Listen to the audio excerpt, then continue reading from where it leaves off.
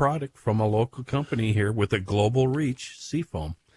You know, the other problem with Minnesota agencies creating programs that are then seized upon by fraudsters is the programs themselves are not carefully thought out. They're not well planned. Hastily put together. Yeah, they're not well organized. They're made for fraud. Yeah, in other words, housing stabilization services. That should have required a great deal of contemplation. What exactly does that mean? It sounds like it means everything from a house to a vacuum cleaner. It doesn't sound carefully enough defined and put together with a rigorous set of disciplines that must be adhered to. Which suggests what? It's done that way by design. Don't you think? No, because I'm still clinging to the belief that the fraud is not stemming from the government agencies, but they're doing everything possible from an absence of due diligence to ultimately see their programs end up being taken advantage by fraudsters. What are those things that all I can think of is Rockford when Mariette Hartley talked him into getting the job on the beach, where he went around and had to record the time he was checking. He was hired like as a housing association. Yeah, he was the detective for the beach thing, and he hated it. He didn't want to do it, but he had to check in.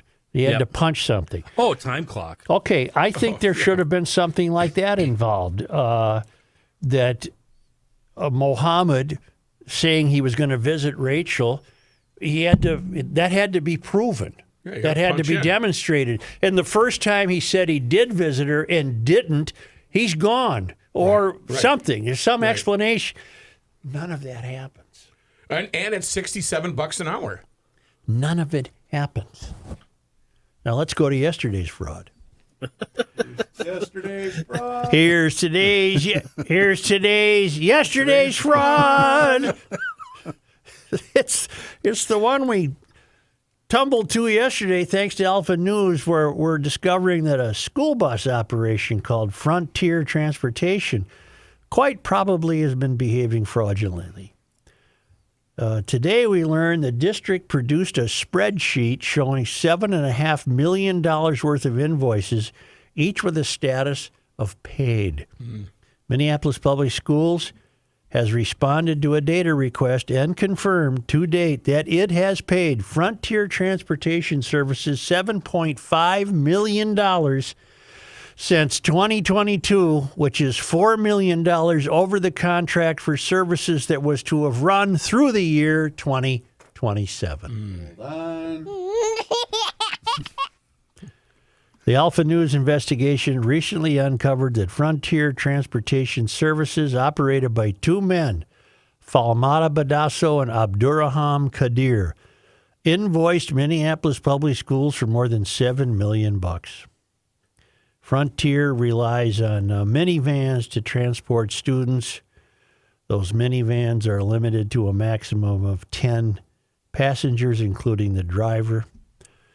They claim that a lion's share of their billing is tied to the transportation of homeless and highly mobile students.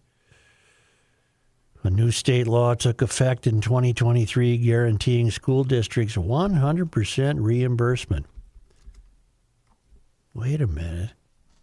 100% reimbursement for transportation costs tied to the homeless and highly mobile students. Okay, you know what that tells me? I was working under the assumption that the school district was using its funds to pay Frontier. No, this is just more state money going to pay the fraudsters. Yeah, and that 100% number is wrong. It's 200%.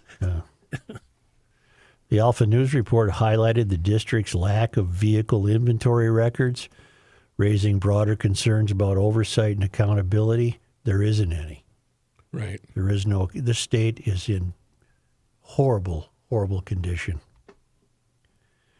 State Representative Kristen Robbins, Republican Maple Grove, chair of the House Fraud Prevention and State Agency Oversight Committee, responded to the report, calling it another area we have been getting whistleblower complaints on. She said, "Stay tuned." Well, okay. Despite multiple attempts by Alpha News to seek comments from key officials, including Walls and State Auditor Julie Blaha, no responses have been received. Earlier this year, Walls announced a new anti-fraud initiative saying he wanted to turn the dial. His wife says turn the page. Turn the page. He's turning the dial Got it. on the state's approach to combating fraud. Where's this dial? What are we talking about? It's simply unacceptable. It's maddening, and it makes myself and Minnesotans angry about this, Walls said. I couldn't think of anything he could say that would have been more disingenuous. Alpha News reporting has sparked significant public reaction, drawing hundreds of comments. Many readers express frustration over what they describe as a lack of oversight and transparency in public education spending. It's an amazing.